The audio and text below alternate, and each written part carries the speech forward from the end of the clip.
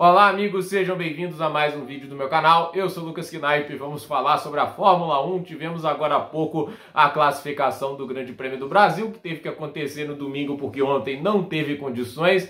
Ou será que não, né? Porque eu não vejo tanta diferença do que a gente teve hoje para ontem. Tudo bem que hoje teve menos chuva, isso realmente aconteceu, mas tipo, a situação no Q1 era de muita, mas muita água e os caras estavam andando, né? Eu acho que assim, o pneu azul ele realmente não traz muita aderência, ele é bem mais lento, mas a questão é que ele conseguiu, a maior parte do tempo, sugar a água da pista, né?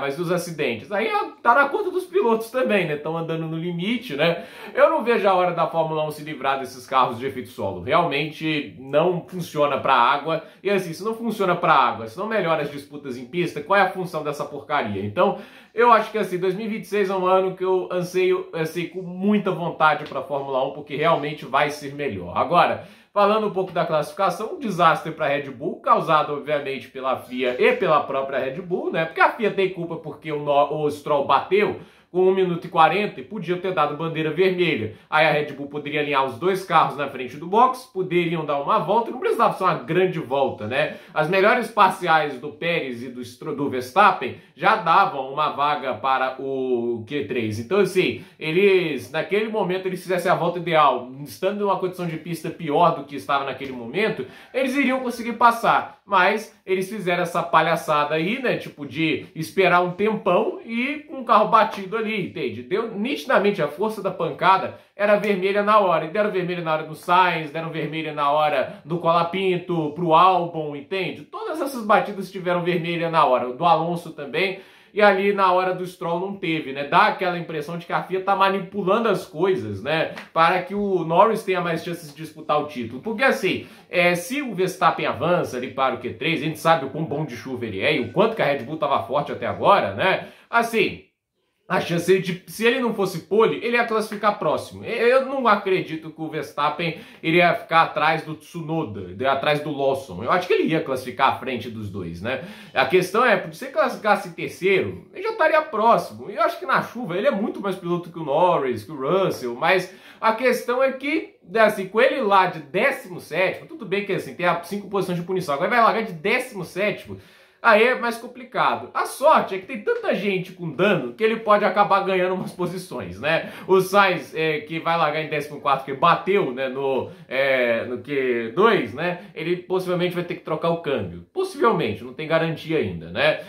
O Albon, não sei se larga, né? Pela extensão dos danos, é difícil acreditar que larga, né? Até o carro chegar na Williams, eles vão ter menos de 3 horas para consertar o carro, né? Eles ainda têm que consertar o carro do Colapinto, então assim, todos os engenheiros não vão ter folga, né? E assim, a gente ainda tem a situação em que os carros do Alonso e do Stroll também bateram. Esses carros eu acho que eles vão largar, os danos são menores, mas é dano, né? Tipo, duas equipes têm 2 carros para consertar, então, se foram 6 batidas no total. E assim, no primeiro Q a gente viu as Haas de fora, Berman e Hülkenberg não conseguiram tirar os carros de lá, o Joe ficou quase 2 segundos do Bottas na chuva, repetindo, do Bottas na chuva, e assim, a gente também teve o Hamilton de fora, e assim, eu entendo muita gente, né, eu acho engraçado, né, que para alguns pilotos existem desculpas e outros não, né, então assim, nada contra o Hamilton, é obviamente um dos melhores da história, né, mas ele ficou 2 segundos atrás do Russell, você não pode jogar isso apenas no carro, ainda mais quando o companheiro fez o segundo lugar. Se você vai meter pedra, por exemplo, no Pérez, quando aí tem muito mais erro da equipe do que propriamente erro do piloto, e estava rápido, inclusive, né? Assim,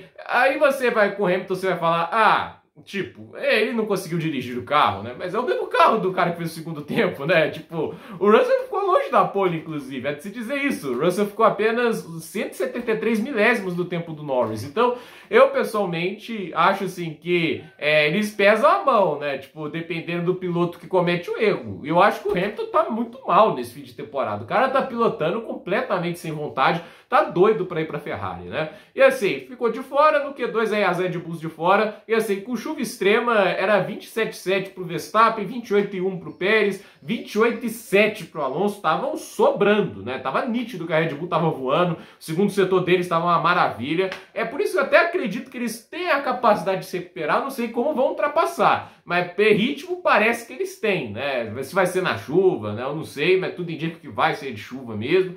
Então assim, aparentemente a Red Bull tem carro, né? Mas aí chega para o intermediário, eles vão lá eles vão voltar para o box, ou vão trocar os pneus. O Pérez, ele troca para os pneus intermediários, ele tinha fechado o primeiro setor, que era mais rápido, que inclusive acho que o do Piastri. O segundo setor era muito bom também, era uma volta suficientemente boa para ele ir para o Q3. Isso é o que acontece, a batida do Sainz, né? Ali não esperaram para o pessoal que vinha atrás completar as voltas, né? Engraçado. Aí a gente teve, obviamente, depois a batida do Stroll. E aí a Red Bull, para mim o erro deles eles deixaram os dois pilotos por último, e assim, quando você tá por último nessa situação, os pilotos tentam dar os espaços, aí você deixa os pneus muito frios. Os pneus intermediários, diferentes do chuva extrema, eles precisam um pouco mais de temperatura. Eles têm menos sulcos, então eles obviamente vão ter uma necessidade maior de temperatura. E o que acontece, né? Eles não conseguiram abrir voltas muito rápidas, né? Eu acho até que dava, né? Eu acho que sem dúvida seria mais rápido que as voltas dele de pneu de chuva extrema. Eu acho que eles deveriam já ter tentado, não porque a volta seria muito competitiva, mas acho que seria o suficiente para eles conseguirem passar. Mas eles fizeram uma estratégia extremamente arriscada com os dois pilotos de, olha, vamos fazer uma volta de aquecimento e acelerar, e deu para ver ali que quando eles passavam na linha de chegada, as parciais eram boas, né, eram até roxas, mas aí o que acontece, né?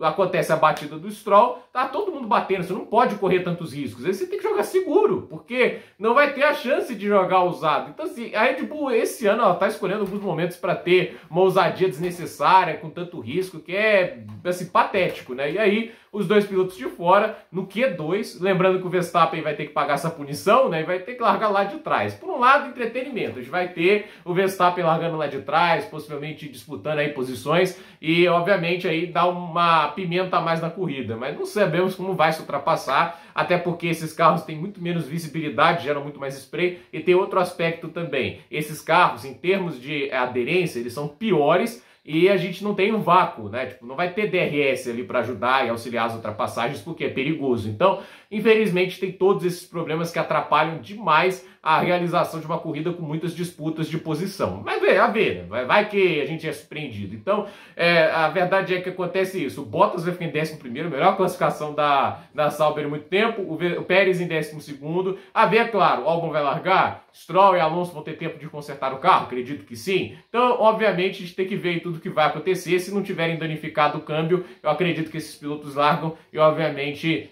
devem largar ali numa posição boa, né? Vamos ver agora, né, a questão do Q3, em que a gente teve a pole do Norris, uma classificação tenebrosa para o Piastri, vai largar em 8º, tinha o melhor carro do grid e tinha que fazer uma volta próxima do Norris. O Russell larga em 2º, arriscou uma volta só e foi muito bem sucedido nisso. Em 3º, o Tsunoda, né? Durante todas essas batidas e confusões, os carros da Racing Bulls que foram bem apagados na primeira sessão e tudo isso, né? Conseguiram... Na verdade, não, o Tsunoda foi muito bem na primeira sessão, né? Mas a questão é, eles se deram bem e conseguiram fazer boas voltas, ficando ali com o 3º e o 5º tempo. Em 4º, o Ocon. E olha, o Ocon, ele fez uma segunda parcial ruim, porque ele tinha feito a melhor segunda parcial na primeira tentativa deles, né? Se ele tivesse acertado a segunda parcial, não tivesse cometido erros, era capaz até de brigar pela pole, porque a primeira parcial dele foi melhor que a do Norris. Então assim, o Ocon cometeu um erro ali na segunda parcial, porque ele ficou com a parcial amarela nessa segunda tentativa, e tinha de tudo para ficar pelo menos ali na 3ª posição. E é uma chance perdida, mas é um bom piloto de chuva o Esteban Ocon. E aí a gente teve ali em 5º o Lawson, em 6º um fraco desempenho de Charles Leclerc na chuva,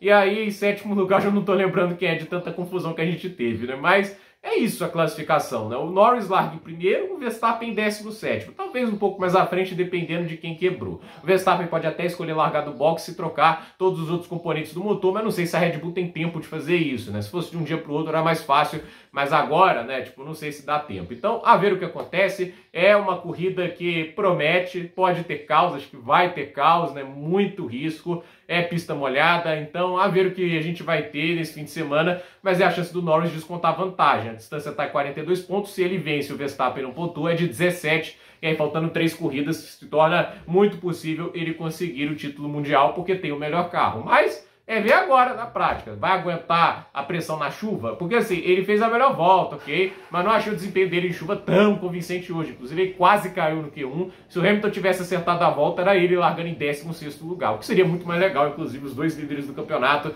lá atrás. E aí podia ser o Leclerc voltando a ter uma chance, né? Mas como ele vai largar em 6º, né, fica difícil. Então, Gente, por esse vídeo é isso, tudo nos comentários, deixe seu like, se inscreva no canal, compartilhe esse vídeo e até o próximo vídeo.